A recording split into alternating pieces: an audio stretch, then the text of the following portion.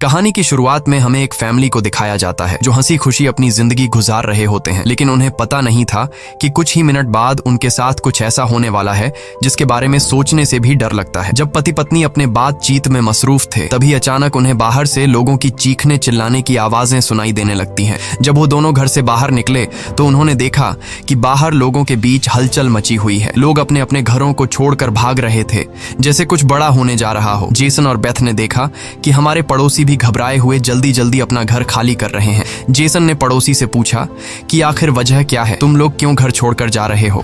लेकिन वो लोग इतने जल्दी में थे कि उन्होंने जेसन की बात का कोई जवाब नहीं दिया। वहीं उन्होंने देखा कि पड़ोसी का बेटा भी अपना सामान पैक कर रहा है। जेसन ने जब उस बच्चे से पूछा कि तुम लोग कहाँ जा रहे हो, तो उस बच्चे ने जवाब दिया कि मेरे पापा का एक दोस्त गवर्नमेंट ऑफिसर है। उन्होंने कहा कि एक बहुत ही जहरीला वायरस फैल चुका है जो एक नॉर्मल इंसान को मॉन्स्टर में बदल देता है। लेकिन तभी वहाँ उस बच्चे की माँ आ गई और उसे पकड़कर वहाँ से ले जाने लगी। जेसन ने उससे पूछा कि आखिर ये बच्चा किस वायरस की बात कर रहा है, जिस पर इस बच्चे की माँ ने कहा कि अभी बताने का वक्त नहीं है, अपनी वाइफ और बेटी को लो और इस शहर से जितना हो सके दूर निकल जाओ। ये सुनकर जेसन और बेथ बहुत ज्यादा घबरा गए। उसके बाद जेसन बिना सोचे समझे अपनी फैमिली को गाड़ी में बिठाकर शहर से बाहर ले जाने लगता है। मगर रास्ते में उन्होंने देखा कि जो पड़ोसी भाग रहे थे वो वापस लौट रहे हैं। ये देखकर उन्हें और भी अजीब लगने लगा। आगे जाकर ये लोग ट्रैफिक में फंस जाते हैं। जब जेसन और उसकी फैमिली गाड़ी से बाहर उतरे तो उन्होंने देखा कि शहर से बाहर निकलने वाला अकेला रास्ता पुलिस ने बंद कर दिया है। आसमान में यहाँ वहाँ हेलीकॉप्टर्स पहरा देने लगे। लोगों को बताया जाने लगा कि शहर में एक जहरीला वायरस फैल गया है और तुम लोगों को जल्दी से घर वापस लौटना चाहिए। ये बात सुनकर जेसन को कुछ अजीब लगा कि जब शहर में वायरस फैल गया है तो लोगों को शहर से बाहर निकालने के बजाय उन्हें शहर में ही क्यों रहने को कहा जा रहा है। तभी अचानक पास की पहाड़ से एक बड़ा सा पत्थर उनके कार पर आ गिरा। ये देखकर वो लोग बहुत ज्यादा घबरा गए। पहाड़ हिलने लगा। तभी उस पहाड़ के पीछे से दो मिलिट्री के फाइटर जेट्स निकलकर शहर की तरफ बढ़े। वो दो फाइटर जेट्स पूरे शहर पर बमों की बारिश करने लगे, जिससे पूरा शहर राख में बदल गया। जेसन की वाइफ बेथ को फौरन समझ आ गया कि अगर वो पुलिस की बात मानकर घर लौट जाते तो उनका अंजाम बहुत बुरा होने वाला था। उसके बाद वो फाइटर जेट्स सड़क पर मौजूद लोगों की तरफ बढ़ने लगे। ये देखकर सभी लोगों में हलचल मच गई। अब सबको समझ आया कि गवर्नमेंट उन्हें मारना चाहती है। सभी अपनी जान बचाने के लिए यहाँ वहाँ भागने लगे, पर जेसन और बेथ को समझ आया कि वो कहीं भी भाग लें, वो फाइटर जेट्स उन्हें मारकर ही रहेंगे। तभी बेथ ने पीछे मुड़कर पहाड़ पर एक स्कूल देखा और उसे लगा कि बचने के लिए वो जगह बेहतर रहेगी। जिसके बाद जेसन बेथ और जोई को लेकर स्कूल की तरफ पहाड़ पर चढ़ने लगे। पीछे ब्रिज पर मौजूद लोगों पर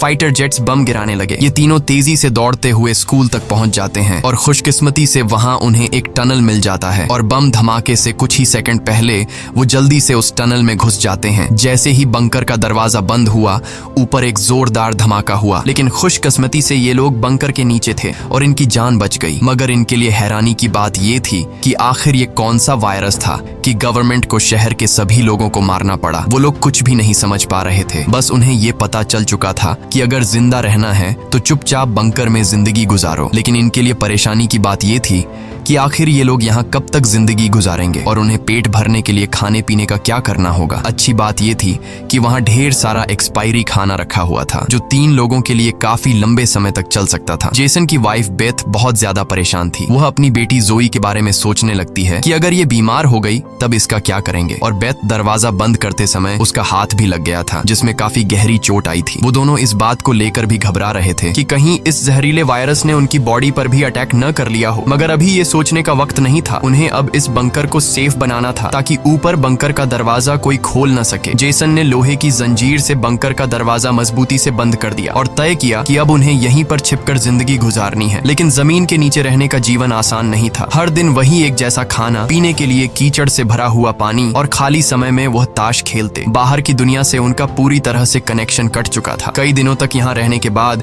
वो लोग बहुत ज्यादा इस बंकर में तंग हो चुके थे। लेकिन वो क्या करते, अगर ऊपर जाते तो उनकी जान नहीं बच पाती। इस जीवन ने जेसन के परिवार को मानो इस दुनिया के अंत का एहसास दिलाया। जोई ने अपने पापा से पूछा, पापा हम यहाँ कब तक रहेंगे? जेसन के पास इस बात का कोई जवाब नहीं था। उसने अपनी बेटी से बस यही कहा, जब बाहर वायरस चला जाएगा तभी हम बाहर जाएंगे। वो अपनी बेटी की आंखों पर उंगलियां रखकर बाहर की दुनिया उससे इमेजिन करवाता है। इस तरह से दिन गुजरते गए और फिर महीने। उन्हें नहीं पता था कि बाहर निकलने के इंतजार में उन्हें यहाँ इस बंकर में 300 से भी ज्यादा दिन गुजर चुके हैं। जोई अपनी माँ की बनाई हुई पेरिस्कोप से बाहर की दुनिया को देखती है। है। बाहर चारों ओर बस तबाही का मंजर नजर आ रहा था, जैसे ये पूरी दुनिया जलकर राख हो गई हो। वहाँ किसी भी इंसान का नामो निशान तक नहीं था। ये सब देखकर उस छोटी बच्ची को लगने लगा कि शायद हम इस दुनिया के आखिरी बचे हुए लोग हैं। माँ ने उसे दिलासा दिया कि तुम ऐसा मत सोचो, शायद तुम्हारे दोस्त भी हमारी तरह कहीं छुपे हुए हों। अब रात हो चुकी थी और डिनर का समय हो चुका था। उनके पास अब खाना भी कम बचा हुआ था, इसीलिए वो तीनों थोड़ा सा खाना खाकर काम चला रहे थे। लेकिन आज जोए की जिद पर उसे पूरा एक कैन का डिब्बा दिया गया। जोए ने जब टिन का डिब्बा खोला तो उसने देखा कि टिन का डिब्बा अंदर से खाली है। इस डिब्बे के पीछे की तरफ एक छोटा सा छेद था, शायद कोई चीज इसमें से खाना चुरा गई थी। बेथ ने सारी बची हुई डिब्बों की जांच की तो पता लगा कि पूरे 12 डिब्बे खाली थे। ये देखकर वो बहुत ज्यादा परेशान हुए, क्योंकि ये तो उनके 2 हफ्तों का राशन था। बेथ ने वेंटिलेशन जाली की तरफ देखा और अंदाजा लगाया कि शायद कोई चूहा अंदर आकर खाना ले गया। बेथ ने कहा कि अगर ये चूहा है तो इसे जल्द मारना पड़ेगा, नहीं तो ये हमारा सारा खाना बर्बाद कर देगा। बेटी के उदास चेहरे को देख जेसन ने उसे दिलासा दिया कि छोटी छोटी बातों से परेशान मत हो, अगर खाना खत्म हो भी गया तो मैं ऊपर जाकर कुछ सामान ले आऊंगा। अगले दिन जब जोई अपनी माँ के साथ ब्लॉक्स में खेल रही थी तभी पीछे से हल्की सी आवाज आई। जोई ने जब पीछे मुड़कर देखा तो एक चूहा फिर से टिन फूड चुराने घुस आया था। इससे पहले कि वो चूहा भाग जाता, जोई ने फौरन अपने पेरेंट्स को बुलाया। आज उन्हें इस चूहे को हर हाल में मारना था।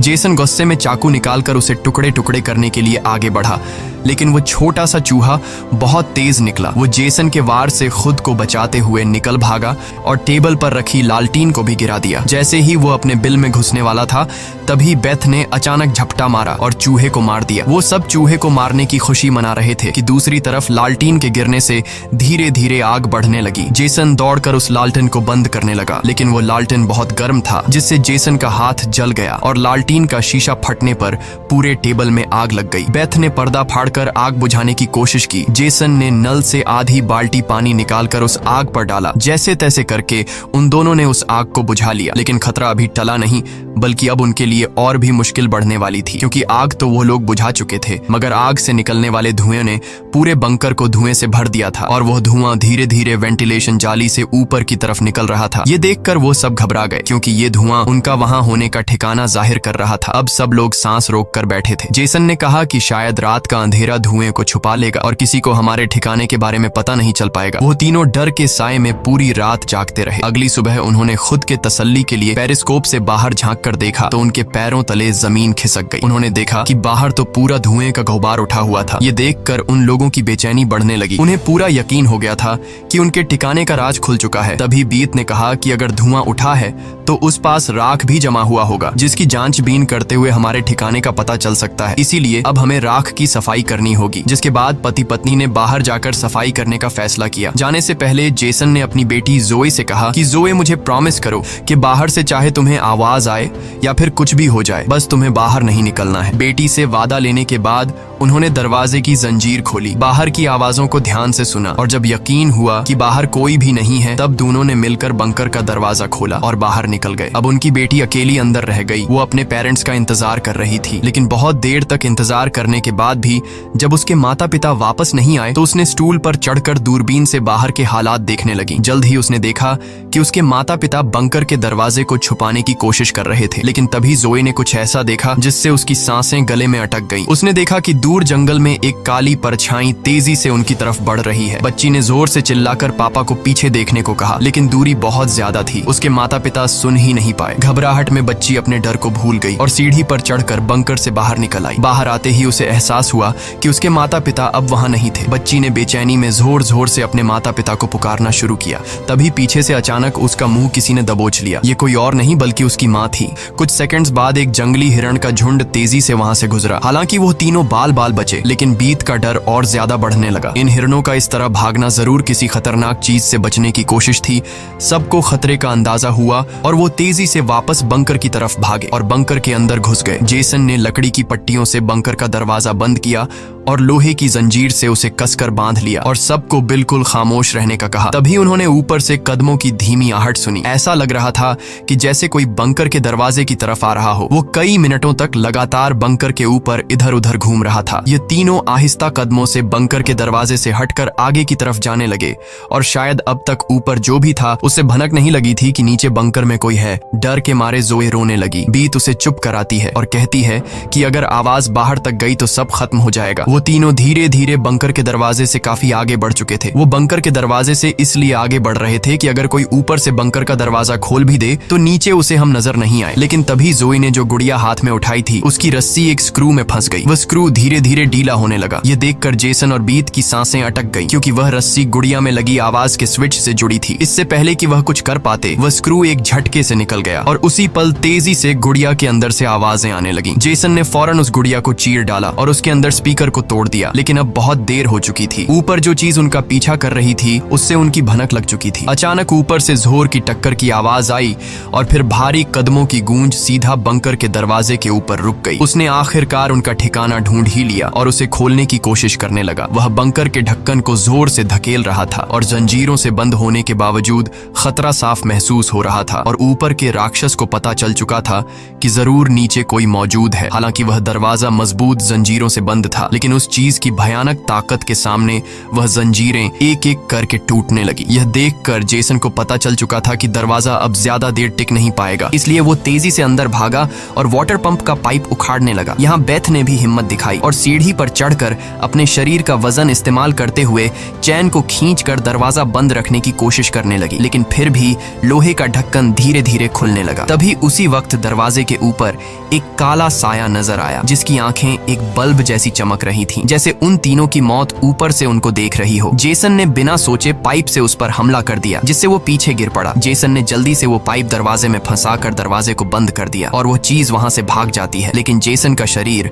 अब भी बुरी तरह कांप रहा था। वह कभी सोच भी नहीं सकता था कि बाहर की दुनिया में न सिर्फ बेरहम सोल्जर्स थे, बल्कि खतरनाक राक्षस भी घूम रहे थे। वह पूरा परिवार सीढ़ियों के पास मायूस बैठ जाता है, क्योंकि अब उनका ठिकाना उजागर हो चुका था। अब किसी भी वक्त उन पर हमला हो सकता था और उन्हें इस बात का अंदाजा भी हो चुका था कि इस बार तो एक आया था, लेकिन अगली बार जब वो आएंगे तो उनकी तादाद काफी ज्यादा होगी और हम उनके सामने कुछ नहीं कर पाएंगे। थोड़ी देर बाद अचानक अलमारी हिलने लगी। जेसन और बेथ समझ गए कि उसने अपने बाकी साथियों को भी बुला लिया है। ऊपर से तेज कदमों की आवाजें सुनाई देने लगी, मानो हजारों जीव उनके सिर पर दौड़ रहे हों। फिर वह सभी बंकर के दरवाजे पर इकट्ठा हो गए। उनके डर से नीचे जेसन, बेथ और जोए कांप रहे थे। तभी उन्होंने अचानक एक जबरदस्त हमला शुरू कर दिया। इस बार की ताकत पहले से कहीं ज्यादा थी। मजबूत लोहे का दरवाजा टूटकर नीचे गिरा और बंकर के दरवाजे पर ढेर सारी आंखें चमकने लगी, जिसे वह लोग डर के मारे पीछे की तरफ भागने लगे। लेकिन वह राक्षस भी उनके पीछे चलते आ रहे थे। बेथ ने अपनी तेल की लैंप फेंक दी और उनके और अपने बीच पर्दे में आग लगा दी और अलमारी को पकड़कर दोनों ने उनके बीच रास्ते को ब्लॉक कर दिया। वह सभी तेजी से बंकर के अंदर की तरफ भागने लगे, पर वह लोग जानते थे कि यह सब उन्हें ज्यादा देर नहीं रोक सकते। उनके पास अब बचने का कोई रास्ता नहीं था। तभी बच्ची को जमीन की ओर खुलने वाला एक वेंटिलेशन दिखाई दिया। जेसन ने ताकत से उसे तोड़ा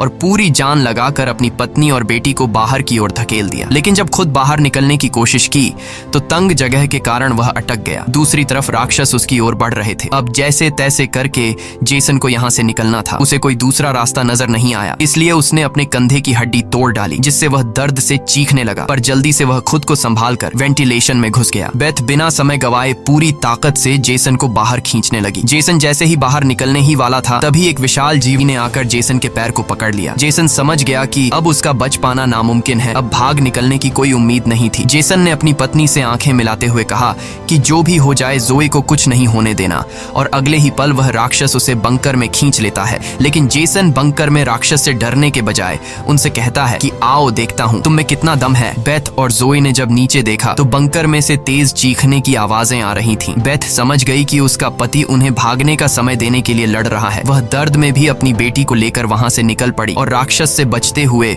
वह काफी दूर आए। लेकिन भागते भागते उन्हें कुछ अजीब महसूस हुआ। उन्होंने देखा कि जो हाईवे बाहर की दुनिया तक खुलता था, अब वहां ऊंची दीवार खड़ी थी, यानी अब इस शहर से कोई भी बाहर नहीं निकल सकता है। तभी वहां हेलीकॉप्टर दूर से उड़ता हुआ आया। जब बेथ ने पीछे मुड़कर देखा तो वह एक आर्मी हेलीकॉप्टर था। वह हेलीकॉप्टर तेजी से उनके पास आकर उन पर अपनी तेज स्पॉटलाइट चमकाई। ये दोनों जैसे ही वहां से भागने वाले थे, तभी ऊपर से उन पर एक बड़ा जाल आ गिरा, जिसमें ये दोनों फंस गए। वह दोनों हर एक संभव तरीके से जाल से खुद को छुड़ाने की कोशिश करने लगी, लेकिन जाल ने इन दोनों को बुरी तरह से जकड़ लिया था। बेथ ने जाल की जाली के बीच से देखा कि कुछ हरी आंखों वाले काले साए उनके पास आ रहे हैं। तभी यहाँ हमें कहानी का असल राज मालूम हुआ। ये जो बंदूक थामे पीली आंखों वाले लोग, जिसे हम राक्षस समझ रहे थे, ये असल में कोई एलियन या फिर वायरस से इन्फेक्टेड लोग नहीं थे, बल्कि ये तो मिलिट्री के सोल्जर्स थे जो गैस मास्क और नाइट विजन ग्लासेस लगाए हुए थे, वही आंखें जिसकी पीली चमक उन्हें किसी दूसरी दुनिया का दिखा रही थी। लेकिन सवाल आता है कि आखिर आर्मी वाले इन लोगों के जान के दुश्मन क्यों बने हुए थे। ये सारा राज आपको आगे की थोड़ी सी बची हुई स्टोरी में मालूम पड़ जाएगा। अब बेथ और जोए दोनों इन सोल्जर्स के कंट्रोल में थे। इनमें से एक सोल्जर ने एक बड़ी सी इंजेक्शन निकाली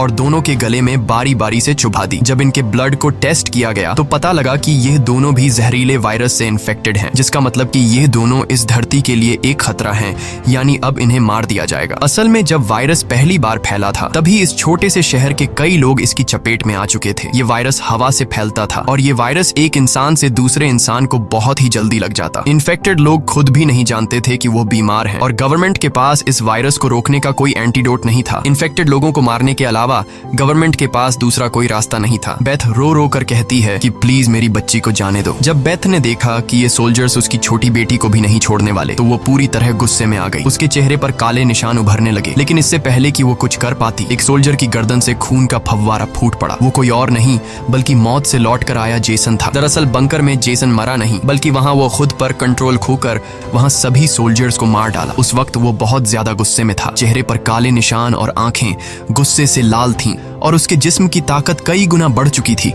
और साफ दिख रहा था कि वो अब पहले वाला जेसन नहीं बल्कि वह एक अलग रूप में दिखाई दे रहा था। वो सोल्जर्स पर झपट झपट कर उन्हें मारने लगा, लेकिन वह गर्म हथियारों की गोलियों को नहीं रोक पाया और जमीन पर गिर गया। जब वो सोल्जर बेथ और जोई की तरफ बढ़े तो वह दोनों जाल तोड़कर भाग चुकी थीं। सोल्जर्स उन्हें यहाँ वहां ढूंढने लगे, लेकिन उन्हें ये अंदाजा नहीं था कि बेथ भी एक राक्षसी रूप में बदल चुकी थी। उसने जोई को एक कार के अंदर छुपा दिया और खुद उन सोल्जर्स से लड़ने लगी। उसने कई सोल्जर्स को मार गिराया और फिर खुद भी गोली लगने से कार की छत पर गिर पड़ी। अंधेरे में छुपी उसकी बेटी ने यह सब देख लिया। अपने माता पिता की हालत देखकर वह भी गुस्से में आकर अपना आपा खो बैठी। एक छलांग में उसने एक सोल्जर को गिराकर उसका मास्क तोड़ दिया और उसे मारने ही वाली थी कि बेथ ने समय रहते उसे रोक दिया। वो नहीं चाहती थी कि उसकी बेटी भी एक दरिंदा बन जाए। बेथ ने उसे शांत किया। धीरे धीरे लड़की की नसों की हरियाली गायब हो गई और वो फिर से इंसान में बदल गई। लेकिन सोल्जर की किस्मत इतनी अच्छी नहीं थी। उसका सेफ्टी मास्क टूट चुका था और वो धीरे धीरे वायरस से इन्फेक्टेड हो गया। दूसरी तरफ जेसन की हालत बहुत गंभीर थी। उसने बेटी के चेहरे को देखकर अपने हाथ की 2 उंगलियां उसकी आंखों से फेरी और जेसन ने हमेशा के लिए आंखें बंद कर लीं। उसी वक्त एक और हेलीकॉप्टर आ गया। बेथ अपनी बेटी को लेकर भागी। कबाड़ के ढेर से गुजरते हुए वो एक सुरंग में घुस गए। तभी वहां एक रोशनी उनकी आंखों पर पड़ी। देखने पर पता चला कि सामने वही पड़ोस का छोटा लड़का था जिसे हमने कहानी की शुरुआत में देखा था। फिर ये दोनों उसके पीछे चल पड़े। वो लड़का उन्हें एक गुफा जैसी टनल में ले पहुंचा जहां उस लड़के के माता पिता और भी कई सारे लोग छुपे हुए थे। असल में वहां उनके जैसे ही वायरस से इन्फेक्टेड लोग थे। जिंदा रहने के लिए वो सभी अंधेरे में चूहे जैसी जिंदगी गुजारने पर मजबूर थे। ये वायरस खतरनाक जरूर था लेकिन जानलेवा नहीं। ये वायरस इन्फेक्टेड इंसान के जिस्म पर तब ज्यादा जोर करता जब वो डर जाता या फिर गुस्से पर काबू नहीं रख पाता। लेकिन असल में उन लोगों ने खुद पर काबू पाना सीख लिया था। वो लोग शहर के सोल्जर्स को राक्षस समझते थे लेकिन असल में वो खुद राक्षस थे। इसी के साथ ये कहानी खत्म हो जाती है। अगर वीडियो आपको अच्छी लगी हो तो हमारे चैनल को सब्सक्राइब और वीडियो को लाइक जरूर कीजिएगा।